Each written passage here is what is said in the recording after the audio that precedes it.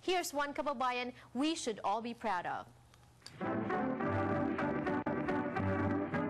Napag-iiwanan man siya sa tangkad, nangunguna naman si Pinoy jockey Ramon Guse sa pagkarera ng mga kabayo. Sa katunayan, na-break na niya ang win record sa Los Alamitos Racetrack kung saan siya ngayon madalas na sumasakay. Isa lamang ito sa mga ambisyong nakamit ni Jockey Ramon nang siya ay lumipat dito sa Amerika.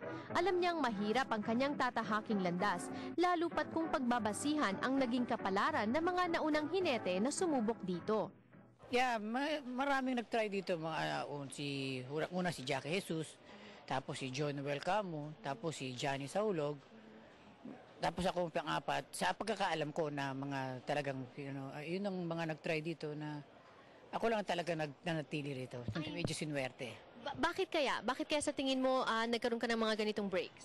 Kasi ang pagkakaalam ko, hindi lang ako sigurado, hindi ata sila sinuwerte, hindi agad sila nagpanalo nung sumatakay sila. Hindi katulad ko, nung unang sakay ko lang dito, nanalo na kaagad. Kaya nagtuloy-tuloy na ako. At tapos history na, talagang tuloy-tuloy na. Gustuhan na ako ng mga owner, trainer.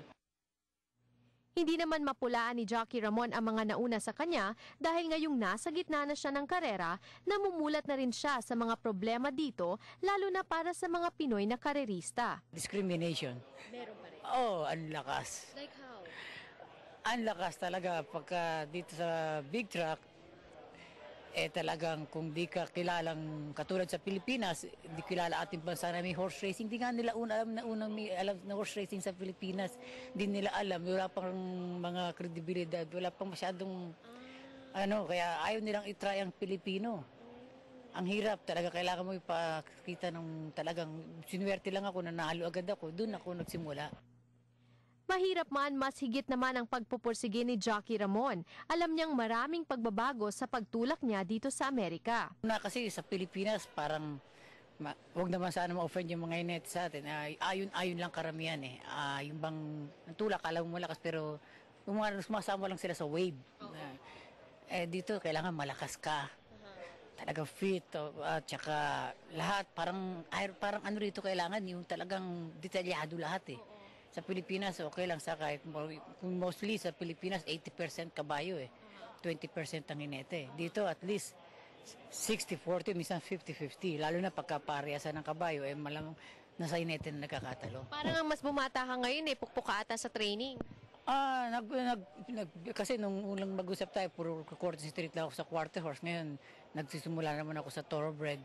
Talagang nag-fit ako. Nagpunta ako ng gym pa ulit para mas panlaban dito sa malaking big track.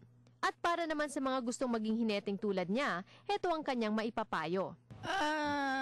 Una-una, panalangin sa Diyos, tiwala sa Kanya, ngalawa, sipag at tiyaga. Huwag mong isipin agad pagka sumakay kasi huwag mong isipin agad na star jockey ka. Katulad ko, star jockey ako sa Philippines. Hindi naman star jockey, kilala ako sa Pilipinas na mahusay na hinete.